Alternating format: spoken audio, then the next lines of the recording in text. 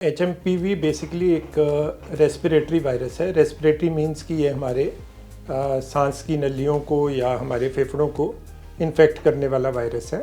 सबसे पहले मैं आपको ये बताना चाहूँगा कि ये वायरस नया नहीं है, कि ये वायरस एक्सट्रीम्स ऑफ एज को अफेक्ट करता है। सो बहुत छोटे बच्चे 5 साल से नीचे या बुज़ुर्ग 60-65 साल से ऊपर या बुज़ुर्ग जो इम्यूनो कॉम्प्रोमाइज्ड हैं, मैं नहीं समझता हमें डरने की ज़रूरत है। ये वायरस हमारी कम्युनिटी में पिछले 20 साल से चल रहा है। प्रिकॉशंस हर वायरल फीवर के लिए सेम है। आइसोलेशन सबसे इम्पॉर्टेंट है। आइसोलेशन के बाद हमारी अपनी पर्सनल हाइजीन बड़ी इंपॉर्टेंट है। गर्म चीज़ें जो हैं, वार्म फ्लूइड्स, वो ज़्यादा आप पियो। बर्फ़ खट्टे से आप दूर रहें। नमस्कार, सेहतनामा देख रहे सभी दर्शकों का स्वागत। सेहतनामा में आज हम बात करेंगे HMPV वायरस पर। क्या इससे डरने की ज़रूरत है और क्या ये कोरोना जैसे खतरनाक है? डॉक्टर संदीप छटवाल जी हमारे साथ हैं, उनसे बात करते हैं। Welcome sir. एंड HMPV, तो क्या ये कोरोना जैसे ही खतरनाक वायरस है जो हाइप बनी हुई है इस वक्त, इतना लोगों में डर फैल रहा है? सो HMPV बेसिकली एक रेस्पिरेटरी वायरस है। रेस्पिरेटरी मींस कि ये हमारे सांस की नलियों को या हमारे फेफड़ों को इन्फेक्ट करने वाला वायरस है। और एक ग्रुप ऑफ वायरसेस होते हैं जो विंटर में और अर्ली स्प्रिंग में हमें अफेक्ट करते हैं, और उनमें से एक वायरस HMPV है।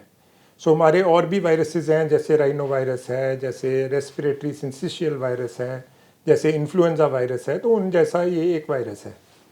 सबसे पहले मैं आपको ये बताना चाहूँगा कि ये वायरस नया नहीं है।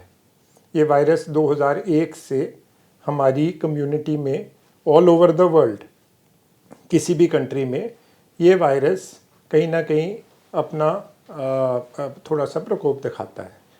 नंबर 2, ये चीज़ इम्पॉर्टेंट है जो अंडरस्टैंड करनी, कि ये वायरस एक्सट्रीम्स ऑफ एज को अफेक्ट करता है। सो बहुत छोटे बच्चे 5 साल से नीचे या बुज़ुर्ग 60-65 साल से ऊपर या बुज़ुर्ग जो इम्यूनो कॉम्प्रोमाइज्ड हैं, जैसे जिनकी इम्यूनिटी वीक है। सो जैसे कैंसर के पेशेंट हो गए या और किसी कारण उनकी इम्यूनिटी वीक है, या जिनको कोई सांस की नलियों की या फेफड़ों की बीमारियां हैं, जैसे अस्थमा हो गया, जैसे कोई लोग हो गए जिनको ऑब्स्ट्रक्टिव एयरवे डिजीज़ है स्मोकिंग के कारण, इन लोगों को ये वायरस ज़्यादा पकड़ता है। राइट। सो आपका क्वेश्चन ये था कि क्या हमें डरने की ज़रूरत है? मैं नहीं समझता हमें डरने की ज़रूरत है। ये वायरस हमारी कम्युनिटी में पिछले 20 साल से चल रहा है। इसके छोटे छोटे हमारे को आउटब्रेक्स हर साल देखने को मिलते हैं। और ये वायरस जो है ये क्या कहते हैं, सेल्फ लिमिटिंग वायरस है। मेजॉरिटी ऑफ द टाइम इस वायरस का कोई लॉन्ग स्टैंडिंग इम्पैक्ट नहीं होता। तो सेल्फ लिमिटिंग का मतलब है कि कुछ दिनों में ये वायरस अपने आप, जैसे नॉर्मल वायरल इलनेस होती है, ये अपने आप इसकी डिजीज़ ख़त्म हो जाती है। कुछ स्पेसिफिक इसके लक्षण हैं, सिम्टम्स?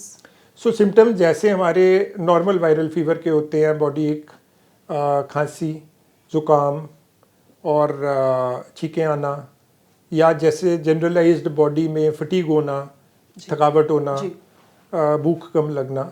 सो ऐसे इसके सिम्टम हैं।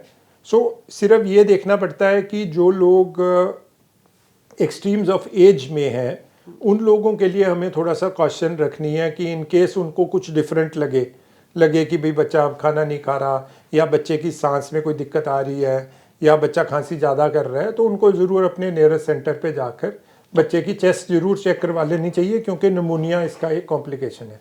बट कॉम्प्लिकेशन भी इस वायरस में बहुत कम होती है। It is not routine. और बुजुर्गों के साथ भी अगर बुजुर्गों कुछ ऐसे के साथ लगे भी ऐसा ही है, तो आपको डॉक्टर के पास एक बार जरूर कंसल्ट कर लेना चाहिए। कुछ चीज़ों का ध्यान रखना चाहिए अगर लगता है ये वायरस हो सकता है तो। प्रिकॉशंस हर वायरल फीवर के लिए सेम है। आइसोलेशन सबसे इम्पॉर्टेंट है। आइसोलेशन के बाद हमारी अपनी पर्सनल हाइजीन बड़ी इंपॉर्टेंट है।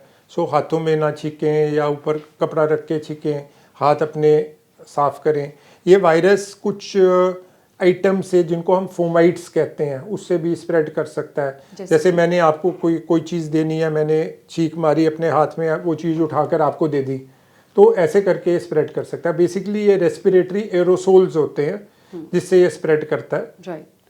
तो जब छींकते हैं हम, तो इन्वायरमेंट में हम बहुत ज़्यादा छोटे छोटे कीटाणु रिलीज़ कर देते हैं और जो साथ में बैठे हुए लोग हैं उनको इसका अफेक्ट आ सकता है। तो इसका कुछ ये भी हो सकता है कुछ एक्सट्रीम कंडीशन में कुछ तबीयत ज़्यादा ख़राब हो सकती है? बहुत कम केसेस के अंदर ये नमूनिया कर सकता है या जैसे ब्रोंकाइटिस के सिम्टम्स कर सकता है, बट मोस्टली ये सिम्टम्स मैनेजेबल होते हैं। राइट। और कुछ खाने पीने का ख्याल रखना चाहिए अगर अगर ये कुछ सिम्टम्स नज़र आए HMPV के?